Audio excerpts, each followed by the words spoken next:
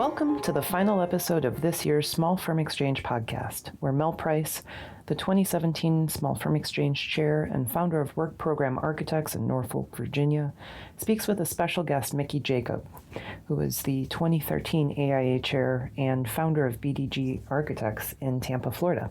Their conversation covers how employees of small firms can grow to be great leaders inside and outside the firm. Small firms can have an intense culture, but what are some of the ways that you can develop it in a positive direction, as well as find and entice the talent to help shape that culture?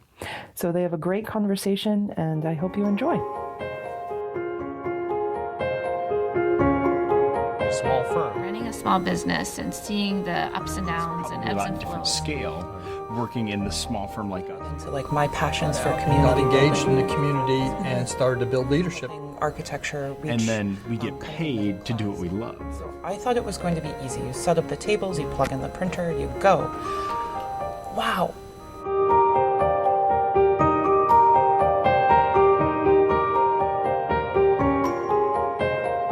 So I'm Mickey Jacob. I am principal of a firm, BDG Architects in Tampa, Florida. I've been practicing in Tampa for 37 years, all within a small firm environment of all the practices I've been involved with. And we're in a phase right now of hiring a lot of young people, so it's pretty exciting times for us. Wonderful. So hi, Mickey. I'm Mel Price. I own a small firm in Norfolk, Virginia called Work Program Architects. Well, great. Well, Mel, thank you for having me here today. As you know, I love talking about emerging professionals and opportunities to, expand the career path of young architects. And so this is a lot of fun.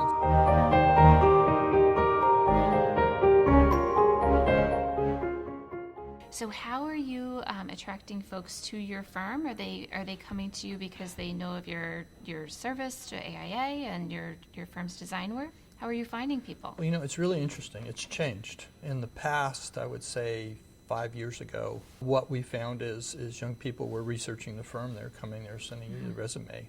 Now what we're seeing in Tampa in particular, because of the lifestyle that Tampa has, because it's a real growth market, it's got a great cost of living, we're seeing people moving to the city, settling in, and then going out and looking for a job. They're choosing place first. They're choosing place first and the quality of life with that place, which is really interesting. And, we recruit people in kind of a different way. We try to do workplace environment and opportunities to be involved with different things, but we also do quality of life environment. I tell people where our office is located, and we did this on purpose.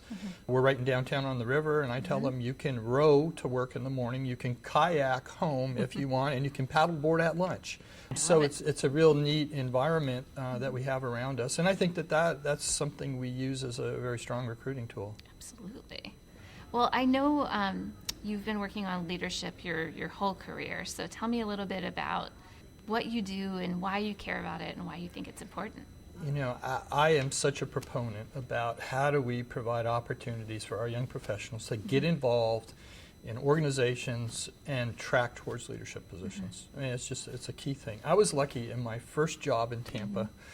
We had a principal, Mr. Jim Stewart, Mr. Stewart, and he was a gregarious guy, but very involved in the community, and he brought me into his office one day, and he told me that my career would be worth nothing unless I got out and got engaged in the community and started to build leadership. And he was really the one who was my leadership mentor, kind of pushed me out and he let me swim on my own. But that's what we try and do. We try and look for opportunities to position our young people in things they're interested in. Okay. And I don't care what it is. I don't care if it's the AIA, I don't care if it's a charity, I don't care if it's Little League, whatever you're interested in. We want you to go out and participate. We'll support you. We'll pay for whatever the costs are of that particular organization, fees, memberships. But the payback that we expect is you track into a leadership position within that organization, because we want to build your experiences that we benefit from as a profession and a firm. So you must believe that you can develop leadership qualities from any type of activity then, if you're willing to support someone becoming a Little League coach. And then how does that translate over to a benefit to your firm? It's building relationships. It's building relationships outside of architecture. We have an organization in Tampa, and I'm sure a lot of cities do, You might, in Virginia, it's called Emerge, and it's a network usually run through a chamber, and it's for business professionals under 35 years old. And they get together and they deal with community-based issues, and they focus on those things that really affect the quality of life. But the important thing about that is that you are working with people from outside the profession. You're building relationships, and interestingly, 10 years from now, those will be the people making decisions on projects. Right. So you have a relationship early on that's built with trust and Right. collaboration and participation, and that trust carries on, and suddenly you have these relationships that I think really expand your opportunity to create new business. Absolutely. Can you tell me some specific examples at your firm of activities your folks are involved in right now? Oh goodness! So we have a number of things. We have 3 or 4 people that are really involved with the AIA, young people. In fact, I have one who's running for our state representative as an emerging Wonderful. professional representative, so we're going to support her. We have a couple people that are involved with the Tampa Theater, which is a historic theater. We're trying to promote that now. They're going through a fundraising thing to do renovations, and they're really involved with that. We have an individual who's involved with the ballet theater that we support her, and she's going to track actually into a presidency in that Wonderful. organization. We have a couple Little League coaches that are really involved, and once you get in there and expand your opportunity within that organization, that's pretty cool. We have a number of things. We have Crew Corporate Real Estate Women Right. that we have people involved in. We have NAOP that we have involvement, and so we try and get a variety of organizations and a variety of different angles in Right. which we build our network of relationships. Yeah. Another exciting part of it is that architecture, the profession, is still a mystery to so many people. And everyone at some point in their life really has the need for working with an architect in some capacity. And we have to know so much about such a variety of topics in order to work with the public. So my hope in some ways is that by being a leader out in the community, we're introducing more people to our profession and kind of building a love for the profession and understanding of the profession as well. There's a mystery around architecture, Yes. and I think the more that you go out and become involved, that removes the mystery that there's certainly a stigma of what an architect is and how we operate, and for people to find out that we're just like them, we just Right. happen to be architects. Yeah.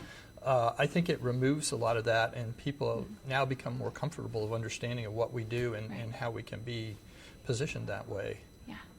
Well, how about, even in my small firm of 10 people, we have our introverts and extroverts, and our extroverts, easily throw themselves out in the world. How do you encourage some of your more introverted employees to become leaders and get them involved? And how do you work differently with your introverts and extroverts? So, yeah, one of the things I like to do as a principal is you have to read how people are and their personalities. So for the extroverts that we have, it's not a problem for them to go out and be engaged, and we support that, and they go out, and I just ask, tell me what you're doing.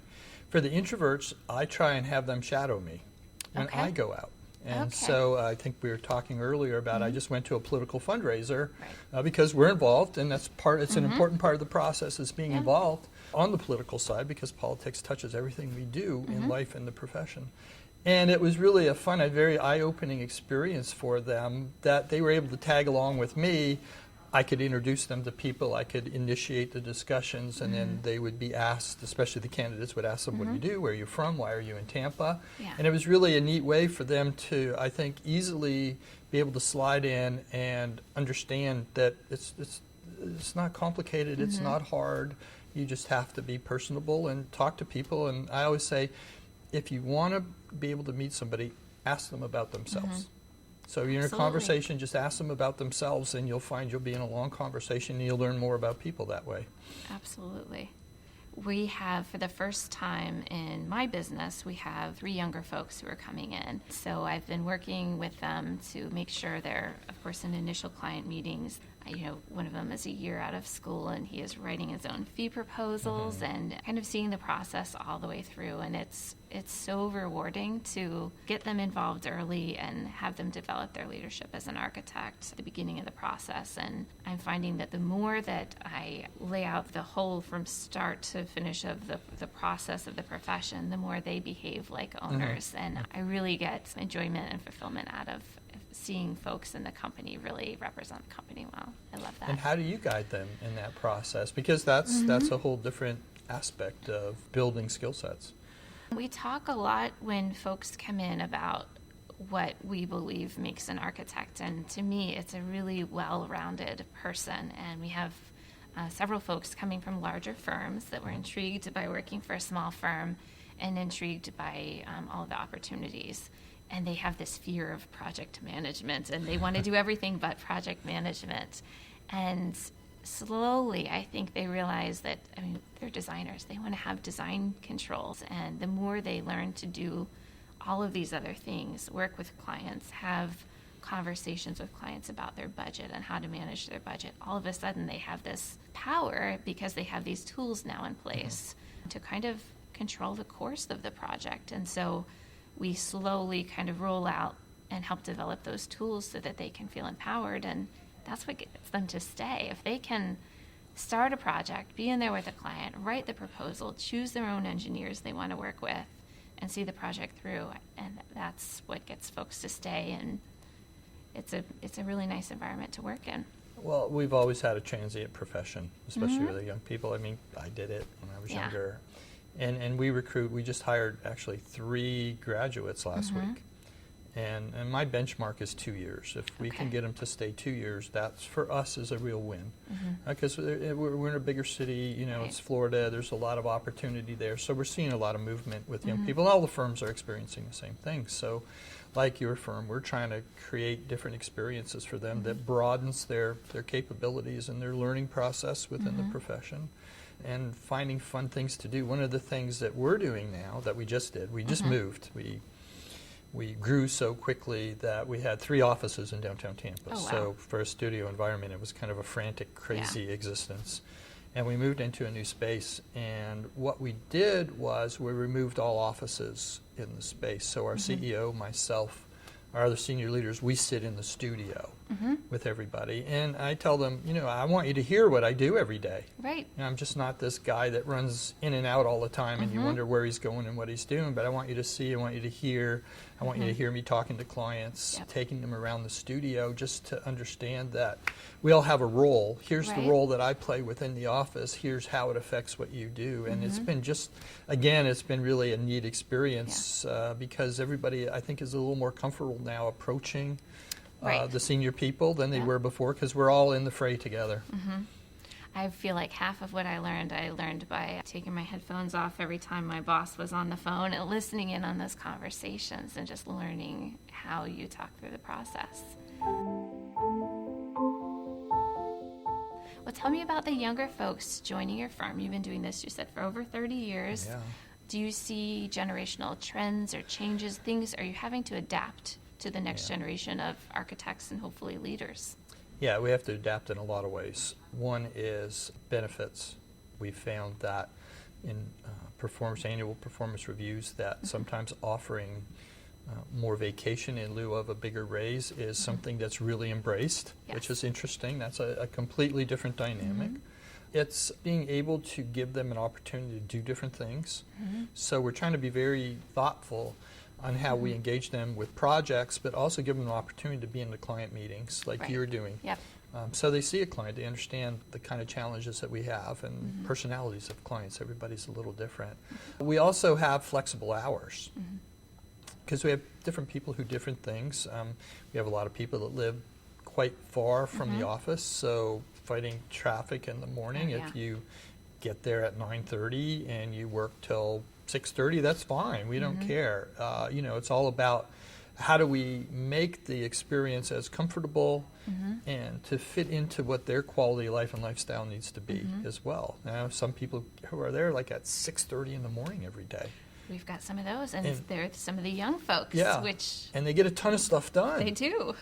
before the phone starts ringing, before everybody gets in there, before the coffee starts brewing. And I find that very, very refreshing. And I think that's another thing that's been embraced is, we just have a flexibility of, you don't punch a clock. That's not what it's about. It's about, okay, you have an assignment, you have a deadline. How do we help you make that successfully? And what are the tools we can provide? And how do we make sure your schedule is tailored to be able to do that? Yeah. Well, as a profession, we work very hard. We started that way in school, and we still do. How do you feel about making time for fun as a group, having kind of group social interactions, and how does that affect leadership in the firm or success of the firm? We do a lot of fun things. I don't organize or create any of them. Yes. Because I probably would do things they would find boring. So we assign people or ask them to volunteer. So we do a couple things. We do the fun run for the Heart Association every year. We get them T-shirts. Everybody goes out. They raise their money. We do one for pancreatic cancer because one of our senior people is dealing with that, and so we support that very much. At Busch Gardens, we do once a year. They have Hollow Scream, and we do a Hollow Scream night. Yes. And everybody must go through the haunted house. No getting out of it. But we do we do a reception and a party and the whole thing there, and it's really fun. Take a lot of pictures, have fun with it. And we do a lot of lunches. And so we have a beautiful park right next to us. So I like to take out 4 or 5 people at a time and buy them lunch. We get lunch, we go sit in the park, and we just chat about stuff. And so it's getting to know, especially our young people, beyond what we do in the office and understand what their interests are and what they're doing, and explain what my interests are, what I do every day, and why my involvement in the community is so important, and showcasing how my day doesn't end at 5 o'clock usually. I need to borrow that idea. I love it. Tell me about your experience with formal leadership training initiatives, and are there any that you can say you really support and would recommend other small firm practitioners sending their employees to? Absolutely. So we have a very active leadership environment within Tampa. The Tampa Chamber is very involved with that. We have Leadership Tampa, but we also have a group called Emerge Tampa, which is a young leaders program. We actually have one of our employees right now who I challenged to track up into a leadership position within the leadership organization. Wonderful. That she's doing a wonderful job with, and we support her, and it takes a lot of time because it's a very involved program. But the good thing about it is that she's getting really incredible leadership training at a very there's not much we have to do other than say, just go do it. Yeah. And she's interested in it, and she really enjoys it, but she's building her network. So there's a merge. We put people, when it's the right time, through the Leadership Tampa program. Okay. And that's a formal leadership program, again, that the chamber does.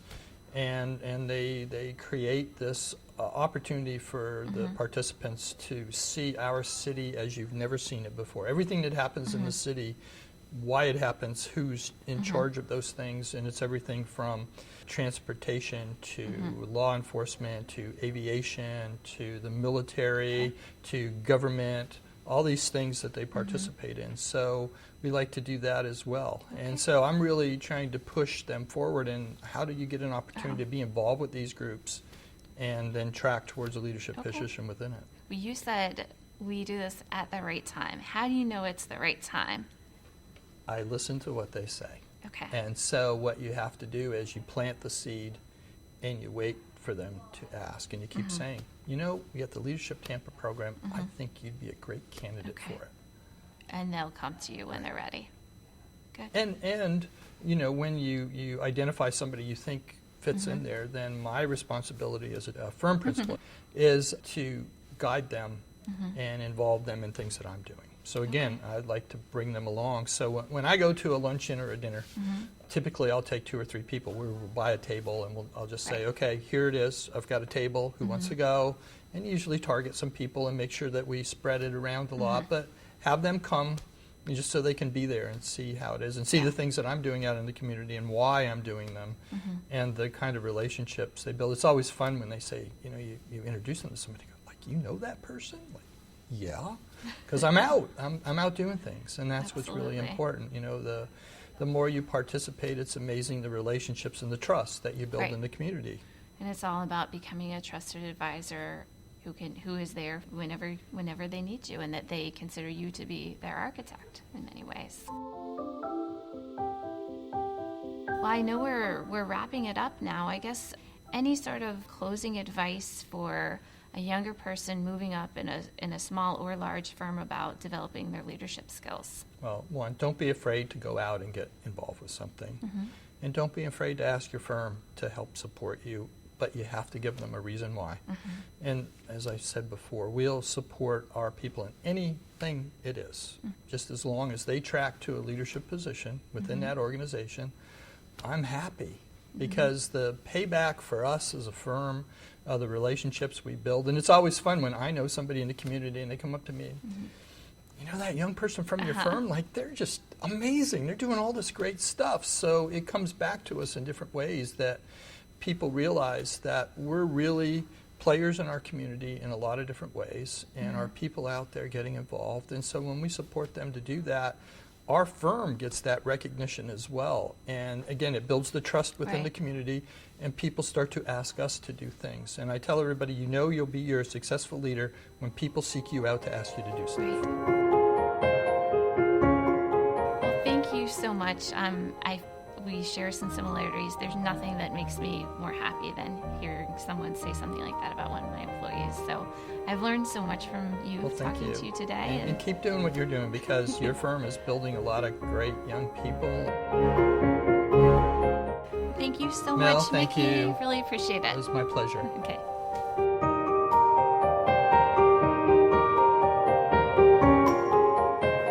Thank you so much for joining us for the first season of the Small Firm Exchange podcast, focused on the experiences of starting a firm and the young architect's perspective. It's really been a pleasure, and it has been brought to you in partnership with the Small Project Design Knowledge Community, the Young Architects Forum, and the American Institute of Architects. We hope you've enjoyed these conversations, and welcome and invite you to share your thoughts and ideas with us for the future by leaving a comment. We look forward to seeing you at the A19 conference in Las Vegas, and please check out our website for additional information for small firm and small project curated collections for your trip. We also have a lot of opportunities and resources such as small firm toolkits and other things you might find helpful. So take care and look out for our next series, which will be focused on the business of architecture.